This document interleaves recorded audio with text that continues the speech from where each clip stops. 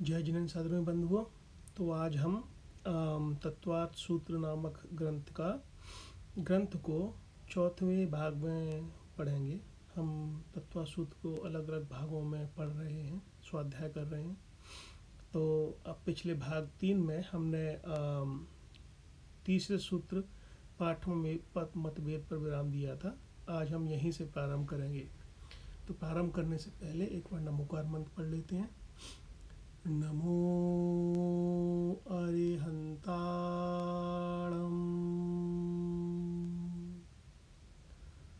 नमो सिद्धाणं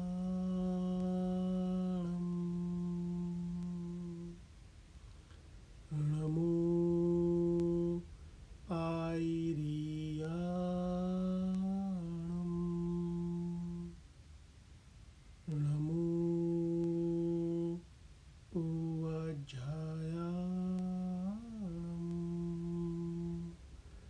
नमो लोये सव्वसाहूलम। बोलो पंच परमेश्वर भगवान की जय। 3 सूत्र पाठों में मतभेद। यहाँ हमने दिगंबर और श्वेतांबर परंपरा मान्य जिन सूत्र पाठों के अंतर का उल्लेख किया है वह सर्वार्थ सिद्धि और तत्वार्थ भाष्य मान्य सूत्र पाठकों को ध्यान में रखकर ही किया है। यदि हम इन सूत्र पाठों के भीतर जाते हैं तो हमें वह मतभेद और भी अधिक दिखाई देता है। फिर भी यह बात सर्वार्थ सिद्धि मान्य सूत्र पाठ पर लागू नहीं होती।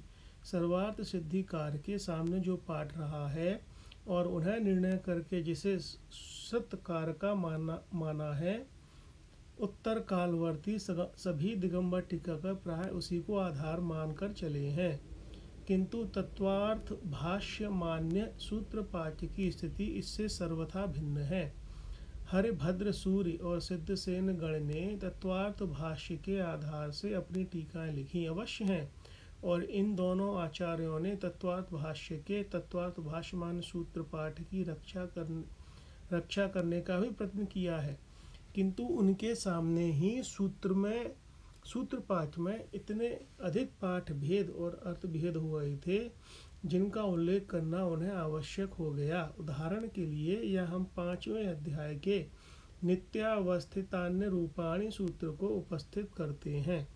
सिद्धसेन गण ने इस सूत्र की व्याख्या करते हुए अनेक मतभेदों का उल्लेख किया है। उनके सामने इस सूत्र के जो प्रमुख मतभेद थे वे इस प्रकार थे। एक पाठ के अनुसार नित्यावस्थितान्य रूपाणी, एक सूत्र न होकर 2 सूत्र हैं। प्रथम नित्यावस्थितानि और दूसरा अरूपाणी। धर्मादिक 4 द्रव्य अरूपी हैं, यह सिद्ध करने के लिए अरूपाणी स्वतंत्र सूत्र माना गया है। दूसरे पाठ के अनुसार नित्यावस्थिता रूपाणी सूत्र है। इसके अनुसार नित्यावस्थित पद के अंत में स्वतंत्र विभक्ति देने की कोई आवश्यकता नहीं, तीनों पद समसित होने चाहिए। तीसरा मत है कि सूत्र तो नित्यावस्थितान्य रूपाणी ही है, किंतु इससे नित्य पद स्वतंत्र न होकर अवस्थित पद का विशेषण है। इस मत के अनुसार प्रथम पद का नित्य अवस्थितानि नित्यावस्थितानि यह विग्रह होगा। इनके सिवा वहाँ 2 मतों का और उल्लेख किया है, किंतु वे केवल अर्थ विषयक ही मतभेद हैं, इसलिए उनकी यहाँ हमने अलग से चर्चा नहीं की है। आगे चलकर तो ये मतभेद और भी बड़े हैं। प्रमाण स्वरूप यहाँ हम तत्वार्थ सूत्र की उस सटिप्पण प्रति के कुछ पाठ भेद उपस्थित करते हैं और उनका परिचय श्रीमान पंडित जुगल किशोर जी मुख्तार ने अनेकांत वर्ष 3 कारण 1 में दिया है। यह प्रति पंडित जी के पास श्रीमान पंडित नाथुराम जी प्रेमी ने भेजी थी। इस प्रति के आलोढ़न करने से यह तो साफ जाहिर होता है कि यह किसी श्वेतांबर आचार्य की कृति है, क्योंकि इससे इसमें दिगंबर आचार्यों को जड़, दुरात्मा और सूत्र, वचन, चौर इत्यादि शब्दों द्वारा संबोधित किया गया है। ओ, तो यहाँ ये बात जानने की है कि दिगंबर आचार्यों के बारे में कुछ कुछ अपशब्द कहे गए हैं। इसलिए इस प्रति में जो पाठ भेद या अधिक सूत्र उपलब्ध होते हैं वे काफ़ी महत्व रखते हैं। प्रति में पाए जाने वाले अधिक सूत्र ये हैं: तेजस मप 50, धर्मावंशा, शैलाजनारिष्टा, माघव्या माघवीति च 2, उच्छ्वासाहार वेदनोपपातानुभावतश्च साव्या 23, सा द्विविध 42, सम्यक्त्वं च 21, धर्मास्तिकाया भावात 7। तत्वार्थ भाष्यकार इन्हें सूत्र रूप में स्वीकार नहीं करते। साथ ही तत्वार्थ भाष्य के मुख्य टीकाकार हरिभद्र सूरी और सिद्धसेन गण भी इन्हें सूत्र नहीं मानते, फिर भी टिप्पणीकार ने इन्हें सूत्र माना है। यदि हम इनके सूत्र होने और ना होने की मतभेद की बात को थोड़ी देर को भुला भी दें तो भी इनके मध्य पाया जाने वाला सम्यक्त्वं च सूत्र किसी भी अवस्था में नहीं बुलाया जा सकता। ओके, जो 21वां है। तत्वार्थ भाष्य में तो इसका उल्लेख है ही नहीं। अन्य श्वेतांबर आचार्यों ने भी इसका उल्लेख नहीं किया है, फिर भी टिप्पणकार किसी पुराने आधार से इस सूत्र मानते हैं। इतना ही नहीं, वे इसे सूत्रकार की ही कृति मानकर चलते हैं। यह तो हुई सूत्र भेद की चर्चा। अब इसके एक पाठ भेद को देखिए। दिगंबर परंपरा के अनुसार तीसरे अध्याय में 7 क्षेत्रों के प्रतिपादक सूत्र के आदि में तत्र पाठ उपलब्ध नहीं होता, किंतु तत्वार्थ भाष्य मान्य उक्त सूत्र के प्रारंभ में तत्र पद उपलब्ध होता है। फिर भी टिप्पणकार यहाँ तत्व भाष्य मान्य पाठ को स्वीकार न कर दिगंबर परंपरा मान्य पाठ को स्वीकार करते हैं। यहाँ देखना यह है कि जब तत्वार्थ सूत्र और तत्वार्थ भाष्य एक ही व्यक्ति की कृति थी और श्वेतांबर आचार्य इस तथ्य को भली भांति समझते थे, तब सूत्र पाठ के विषय में इतना मतभेद क्यों हुआ, और खासकर उस अवस्था में जबकि तत्वार्थ भाष्य उस द्वारा स्वीकृत पाठ को सुनिश्चित कर देता है। हम तो इस समस्त मतभेद को देखते हुए इस निष्कर्ष पर पहुँचते हैं कि तत्वार्थ भाष्यमान सूत्रपाठ स्वीकृत होने के पहले श्वेतांबर परंपरा मान्य सूत्रपाठ निश्चित करने के लिए छोटे बड़े अनेक प्रयत्न हुए और वे प्रयत्न पीछे तक भी स्वीकृत होते रहे हैं। यही कारण है कि वाचक उमा स्वाति द्वारा तत्वार्थ भाष्य लिखकर सूत्र पाठ के सुनिश्चित कर देने पर भी उसे यह मान्यता नहीं मिल सकी जो दिगंबर परंपरा में सर्वार्थ सिद्धि और उस द्वारा स्वीकृत सूत्र पाठ को मिली है। अब यहाँ पर तो इसका मतलब दिगंबर परंपरा की जो सर्वार्थ सिद्धि हैं उनको उनकी स्वीकृति ज़्यादा है। अब यहाँ से सर्वार्थ सिद्धि नाम के ग्रंथराज की प्रारंभ होते हैं। सबसे पहले यहाँ पर नाम की सार्थकता के बारे में बताया गया कि नाम सर्वार्थ सिद्धि ही क्यों रखा। तो ये यहाँ पर बात समझने की है कि एक एक चीज़ के बारे में आचार्य भगवंतों ने काफ़ी गहराई से सोच विचार करके लिखा है। जैसे नाम की सार्थकता, उपलब्ध साहित्य में सर्वार्थ सिद्धि प्रथम टीका है जो तत्वार्थ सूत्र पर लिखी गई है। प्रत्येक अध्याय के अंत में स्वयं आचार्य पूज्यपाद ने समाप्ति सूचक पुष्पिका दी है। इससे इसका नाम सर्वार्थ सिद्धि बतलाते हुए इसे वृत्ति ग्रंथ रूप से स्वीकार किया है। इसकी प्रशंसा में टीका के अंत में वे लिखते हैं, स्वर्गाप वर्ग सुखमाप्तु मनोभिरायः जैनेन्द्र शासन वरामृत सारभूता सर्वार्थ सिद्धिरिति सद्य रूपात नामा तत्वार्थ तिर निश मनसा प्रधार्या। जो आर्य स्वर्ग और मोक्ष सुख के इच्छुक हैं वे जैनेन्द्र शासन रूपी उत्कृष्ट अमृत से सारभूत और सज्जन पुरुषों द्वारा रखे गए सर्वार्थ सिद्धि इस नाम से प्रख्यात इस तत्वार्थ वृत्ति को निरंतर मन पूर्वक धारण करें। वे पुनः लिखते हैं, तत्वार्थ वृत्ति मुदिताम विदितार्थ तत्वा शृण्वन्ति ये परिपठन्ति च धर्म भक्त्या हस्ते कृतं परम सिद्धि सुखामृतं ते मृत्रमरेश्वर सुखेषु किमस्ति वाच्यम। यह पदार्थों के जानकार जो इस तत्वार्थ वृत्ति को धर्म भक्ति से सुनते हैं और पढ़ते हैं, मनो उन्हें परम सिद्ध सुख रूपी अमृत को अपने हाथ में ही कर लिया है। फिर उन्हें चक्रवर्ती और इंद्र के सुख के विषयों में तो कहना ही क्या है। सर्वार्थ सिद्धि नाम के रखने का प्रयोजन यह है कि इसके मनन करने से सब प्रकार के अर्थों की अथवा सब अर्थों में श्रेष्ठ मुक्त मोक्ष सुख की प्राप्ति होती है। यह कथन अत्युक्ति को लिए हुए भी नहीं है, क्योंकि इसमें तत्वार्थ सूत्र के जिस प्रमेय का व्याख्यान किया गया है वह सब पुरुषार्थों में प्रधानभूत मोक्ष पुरुषार्थ साधक है। भारतीय परंपरा अनेक दर्शनों को जन्म दिया है, किंतु उन सब के मूल में मोक्ष पुरुषार्थ की प्राप्ति प्रधान लक्ष्य रहा है। महर्षि जैमिनी पूर्व मीमांसा दर्शन का प्रारंभ इस सूत्र से करते हैं, ओम अथातो धर्म जिज्ञासा, और इसके बाद वे धर्म का स्वरूप निर्देश कर उसके साधनों का विचार करते हैं। यही स्थिति व्यास महर्षि की है। उन्होंने शारीरिक मीमांसा दर्शन को इस सूत्र से प्रारंभ किया है। अथातो ब्रह्म जिज्ञासा, अतः न्याय दर्शन के सूत्रों को देखिए। अब न्याय दर्शन के सूत्रों को देखिए।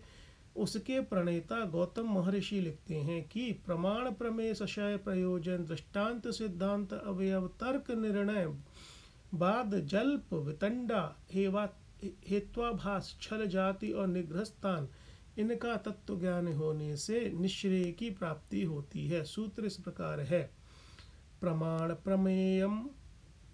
प्रमेय संशय प्रयोजन दृष्टांत सिद्धांत वय तर्क निर्णय च दजल्प वितंड हेवाभासच्छलजा तिनिग्रहस्थानानां तत्वज्ञानानि श्रेयसाधिगम। वैशेषिक दर्शन के प्रणेता महर्षि कणाद ने भी यह दृष्टि सामने रखी है। प्रारंभ में लिखते हैं, अथातो धर्मम व्याख्यास्याम। कपिल ऋषि की स्थिति इससे कुछ भिन्न नहीं है। उन्होंने भी अत्यंत पुरुषार्थ को ही मुख्य माना है। वे सांख्य दर्शन का प्रारंभ इन शब्दों द्वारा करते हैं, अथ त्रिविधदु खात्यंत निवृत्तिरत्यंत पुरुषार्थ। योग दर्शन का प्रारंभ तो और भी मनोहारी शब्दों द्वारा हुआ है। महर्षि पतंजलि कहते हैं, अब योग का अनुशासन करते हैं। योग का अर्थ है चित्त वृत्ति का निरोध। चित्त वृत्ति का निरोध होने पर ही दृष्टा का अपने स्वरूप में अवस्थान होता है। इस विषय के प्रतिपादक उनके सूत्र देखिए, अथ योगानुशासनम योगश्चित्त वृत्ति निरोधः तदा दृष्टु स्वरूपेवस्थानाम। इन सब के बाद जब हमारी दृष्टि जैन दर्शन के सूत्र ग्रंथ तत्वार्थ सूत्र पर जाती है तो हमें वहाँ भी उसी तत्व के दर्शन होते हैं। इसका प्रारंभ करते हुए आचार्य गृध्द पिच्छ लिखते हैं, सम्यक दर्शन ज्ञान चारित्राणि मोक्ष मार्गः। यह है भारतीय दर्शनों के प्रणयन का सार। इसलिए पूज्य पाद स्वामी का यह कहना सर्वथा उचित है कि जो मनुष्य धर्म भक्ति से इस तत्वार्थ वृत्ति को पढ़ते और सुनते हैं, मानो उन्हें परम सिद्ध सुख रूपी अमृत को अपने हाथ में ही कर लिया है। फिर चक्रवर्ती और इंद्र के सुखों के विषय में तो कहना ही क्या है। इससे इसका सर्वार्थ सिद्धि यह नाम सार्थक है। रचना शैली, हम कह आए हैं कि सर्वार्थ सिद्धि टीका ग्रंथ है और टीकाकार ने इसे वृत्त कहा है। जिसमें सूत्र के पदों का आश्रय लेकर पद घटना के साथ प्रत्येक पद का विवेचन किया जाता है, उसे वृत्ति कहते हैं। वृत्ति का यह अर्थ सर्वार्थ सिद्धि में अक्षरशः घटित होता है। सूत्र का शायद ही कोई पद हो जिसका इसमें व्याख्यान नहीं किया गया है। उदाहरणार्थ तत्वार्थ सूत्र के अध्याय 1 सूत्र 2 में केवल तत्व या अर्थ पद न रखकर तत्वार्थ पद क्यों रखा है, इसका विवेचन दर्शनांतरों का निर्देश करते हुए उन्होंने जिस विशदता से किया है, इसी से वृत्तिकार की रचना शैली का स्पष्ट आभास मिल जाता है। वे सूत्रगत प्रत्येक पद का सांगोपांग विचार करते हुए आगे बढ़ते हैं। सूत्र पाठ में जहाँ आगम से विरोध दिखाई देता है, वहाँ वे सूत्र पाठ की यथावत रक्षा करते हुए बड़े कौशल से उसकी संगति बिठलाते हैं। अध्याय 4 सूत्र 19 और सूत्र 22 में उनके इस कौशल के और भी स्पष्ट दर्शन होते हैं। सूत्र 19 में नवग्रवेकेषु न कहकर नवसु ग्रवेकेषु कहा है। प्रत्येक आगम अभ्यासी से यह बात छिपी हुई नहीं है कि 9 ग्रवयक के सिवा अनुदिश संज्ञक 9 विमान और हैं, किंतु मूल सूत्र में 9 अनुदिशों का उल्लेख नहीं किया है। आचार्य पूज्यपाद ने यह रहस्य छिपा नहीं रहता।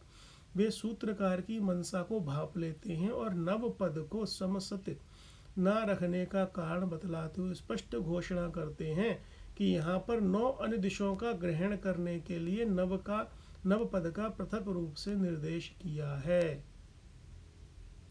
22वें सूत्र की व्याख्या के समय भी उनके सामने यही समस्या उपस्थित होती है। आगम में दूसरे कल्प का पीतलेशिया का, 12वें कल्प तक पद्मलेशिया का और आगे शुक्ललेशिया का निर्देश किया है। आगम की इस व्यवस्था के अनुसार उक्त सूत्र की संगति बिठाना बहुत कठिन है, किंतु वे ऐसे प्रसंग पर जिस साहस से आगम और सूत्र पाठ दोनों की रक्षा करते हैं, उसे देखते हुए हमारा मस्तक श्रद्धा से उनके चरणों में झुके बिना नहीं रहता।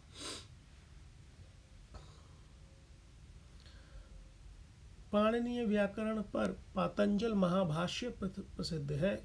इसमें व्याकरण जैसे नीरस और कठिन विषय का ऐसी सरस और सरल पद्धति से विवेचन किया गया है कि उससे हाथ में लेने के बाद छोड़ने को जी नहीं करता। यह हम आगे चलकर देखेंगे कि सर्वार सिद्धिकार ने सर्वार सिद्धि लिखते समय उसका कितना उपयोग किया है। यहाँ केवल यही बतलाना है कि इसमें न केवल उसका भरपूर उपयोग हुआ है, अपितु उसे अच्छी तरह पचाकर उसी शैली में इसका निर्माण भी हुआ है। और आश्चर्य यह है कि वह व्याकरण का ग्रंथ और वह दर्शन ग्रंथ फिर भी रचना में कहीं भी शिथिलता नहीं आने पाई है। सर्वार्थ सिद्धि की रचना शैली को हम समतल नदी के गतिशील प्रवाह की उपमा दे सकते हैं, जो स्थिर प्रशांत भाव से आगे एक रूप से सदा बढ़ता ही रहता है, रुकना कहीं वह जानता ही नहीं।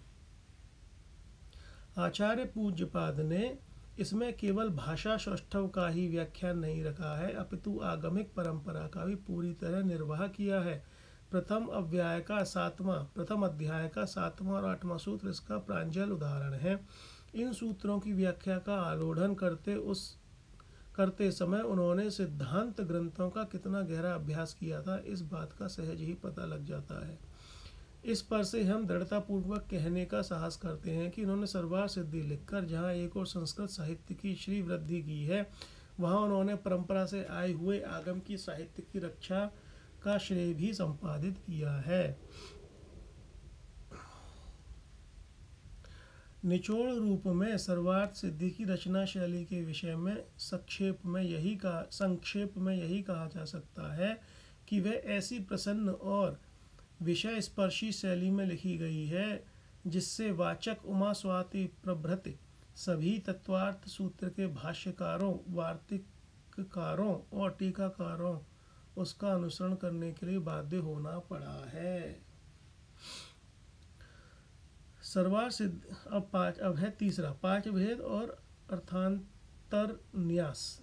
सर्वार्थ सिद्धि लिखते समय आचार्य पूज्यपाद के सामने तत्वार्थ सूत्र पर लिखा गया अन्य कोई टीका ग्रंथ या भाष्य ग्रंथ था, इसका तो स्वयं उन्होंने उल्लेख नहीं किया है, किंतु सर्वार्थ सिद्धि पर से इतना अवश्य कहा जा सकता है कि यह लिखते समय उनके सामने एक दो छोटे मोटे टीका ग्रंथ अवश्य थे और उनमें एक दो स्थलों पर महत्वपूर्ण पाठ भेद भी था।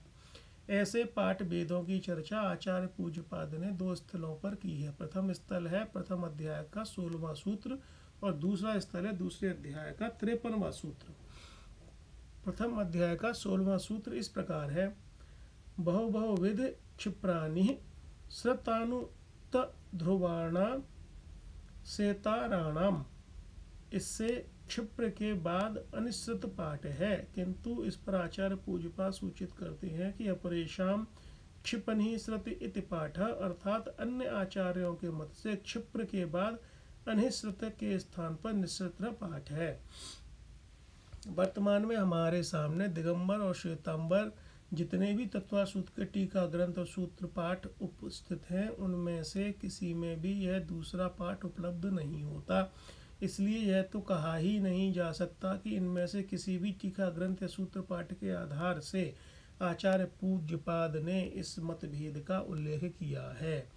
तत्वार्थ भाष्यकार वाचक उमास्वाती ने अवश्य ही सर्वार्थ सिद्धि मान्य अनिश्रित पद को स्वीकार न करके उसके स्थान में अनिश्चित पाठ स्वीकार किया है।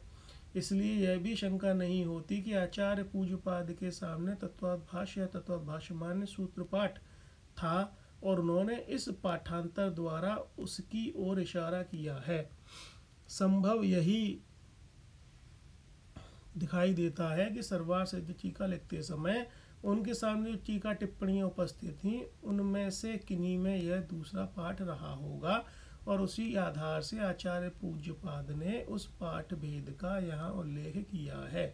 इतना ही नहीं, किंतु किसी टीका ग्रंथ में उसकी संगति भी बिठलाई गई होगी।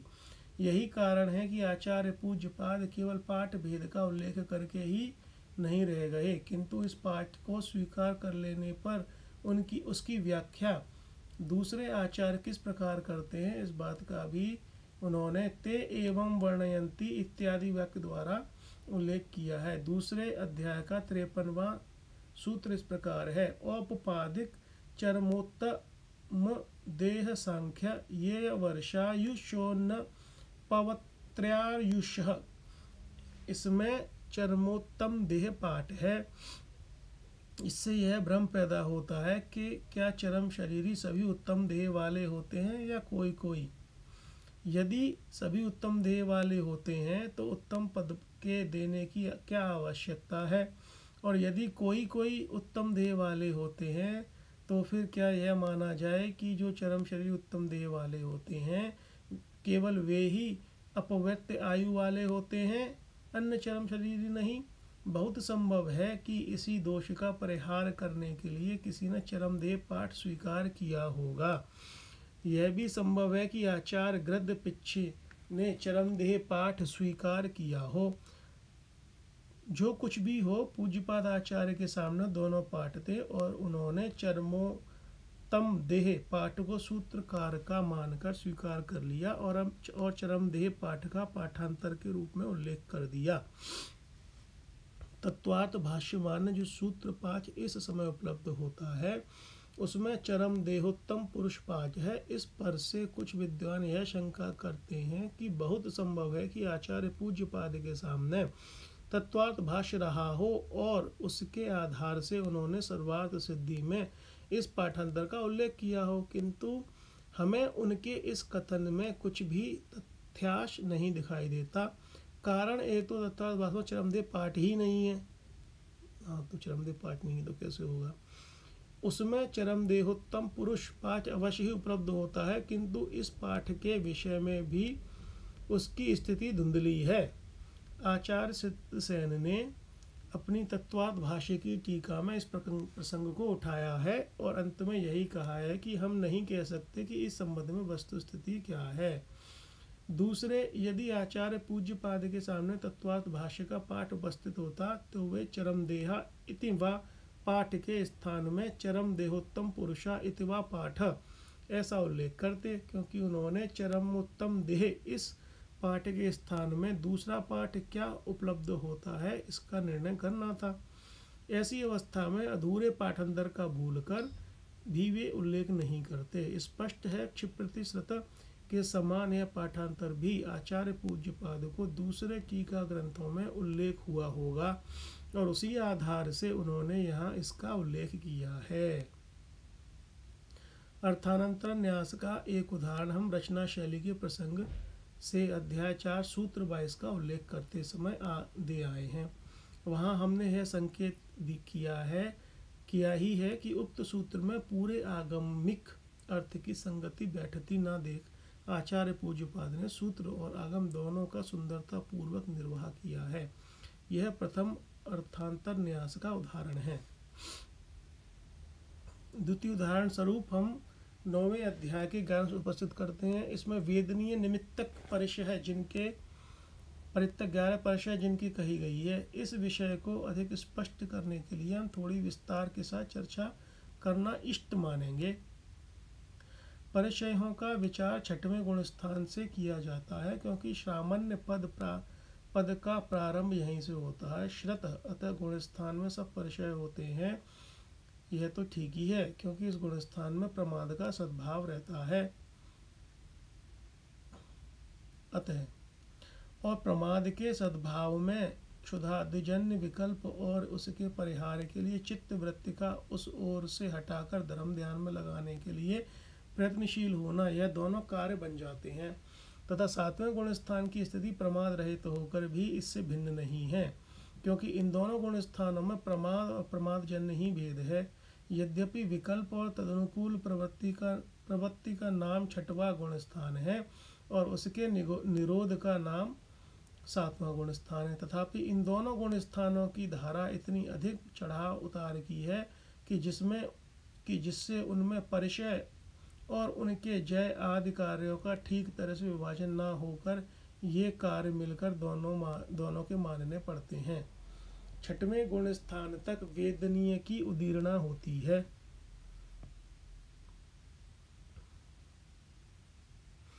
तो यहाँ पे एक फुटनोट है, उसको मैं पढ़ता हूँ आगे जाने से पहले। यद्यपि वाचक उमास्वाती ने औपपातिक सूत्र के प्रत्येक पद का व्याख्यान करते हुए उत्तम पुरुष पद का स्वतंत्र व्याख्यान किया है और बाद में उपसंहार करते हुए उन्होंने उत्तम पुरुष पद को छोड़कर शेष को ही अनपर्त्य आयु वाले बतलाया है, इसलिए इस पर से यह निष्कर्ष निकाला जा सकता है कि चरम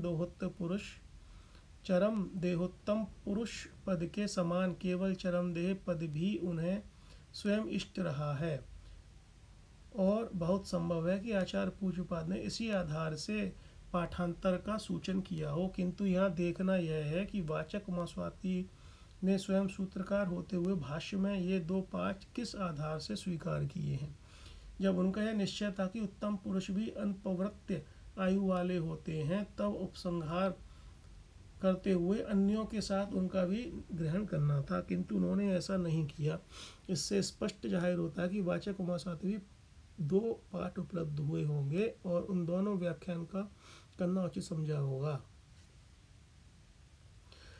अब मैं इसके आगे पढ़ता हूँ जो यहाँ पर मैंने पहले छोड़ा था। 6वें गुण स्थान तक वेदिनी की उदीरणा होती है, आगे नहीं। इसलिए यहाँ कहा जा सकता है कि वेदनीय के निमित्त से जो क्षुधादिजन्य वेदन कार्य 6वें गुण स्थान में होता है वह आगे कथम अपि संभव नहीं। विचार कर देखने पर बात तो ऐसी ही प्रतीत होती है और है भी वह वैसी ही, क्योंकि अप्रमत संयत आदि गुण स्थानों में जब जीव की ना तो बाह्य प्रवृत्ति होती है और ना बाह्य प्रवृत्ति के अनुकूल परिणाम ही होते हैं, तो वहाँ क्षुधादि परिचयों का सद्भाव मानना कहाँ तक उचित है, यह विचारणीय हो जाता है। इसलिए यहाँ यह देखना है कि आगे के गुण स्थानों में इन परिचयों का सद्भाव किस दृष्टि से माना गया है। किसी भी पदार्थ का विचार 2 दृष्टियों से किया जाता है। एक तो कार्य की दृष्टि से और दूसरे कारण की दृष्टि से। परिचयों का कार्य क्या है और उनके कारण क्या है, इस विषय का सांगापांग ऊहापोह शास्त्रों में किया है। परिचय तथा उनके जय का अर्थ है बाधा के कारण उपस्थित होने पर उनमें जाते हुए अपने चित्त को रोकना तथा स्वाध्याय, ध्यान आदि आवश्यक कार्यों में लगे रहना। परिचय और उनके जय के इस स्वरूप को ध्यान में रखकर विचार करने पर ज्ञात होता है कि एक प्रमथ संयत गुणस्थान ही ऐसा है जिसमें बाधा के कारण उपस्थित होने पर उनमें चित्त जाता है और उनसे चित्त वृत्ति को रोकने के लिए यह जीव उद्यमशील होता है। किंतु आगे के गुण स्थानों की स्थिति इससे भिन्न है। वहाँ बाह्य कारणों के रहने पर भी उनमें चित्त वृत्ति का रंच मात्र भी प्रवेश नहीं होता। इतना ही नहीं, कुछ आगे चलकर तो वह स्थिति उत्पन्न हो जाती है कि जहाँ ना तो बाह्य कारण ही उपस्थित होते हैं और ना ही चित्त वृत्ति ही शेष रहती है। इसलिए इन गुण स्थानों में केवल अंतरंग कारणों को ध्यान में रखकर ही परिचयों का निर्देश किया गया है। कारण भी दो प्रकार के होते हैं, एक बाह्य कारण और दूसरे अंतरंग कारण। बाह्य कारणों के उपस्थित होने का तो कोई नियम नहीं है, किन्हीं को उनकी प्राप्ति संभव भी है और किन्हीं को नहीं भी, परंतु अंतरंग कारण सबके पाए जाते हैं। यही कारण है कि दिगंबर और श्वेतांबर दोनों परंपराओं के ग्रंथों में परिचयों के कारणों का विचार करते समय मुख्य रूप से अंतरंग कारणों का निर्देश किया है। इसी से तत्वार्थ सूत्र में वे अंतरंग कारण ज्ञानावरण, वेदनीय, दर्शन मोहनी, चारित्र मोहनी और अंतराय के उदय रूप कहे हैं, अन्य रूप नहीं। तो हम आज यहीं विराम देंगे। इसके आगे हम अपने अगले भाग में स्वाध्याय करेंगे। तो विराम देने से पहले एक बार नमो का मंत्र पढ़ लेते हैं। नमो अरिहंताणं, नमो सिद्धाणं, नमो आयरियाणं, नमो वाज्झायाणं, नमो लोये सव्वसाहूणं। बोलो पंच परमेष्ठी भगवान की जय।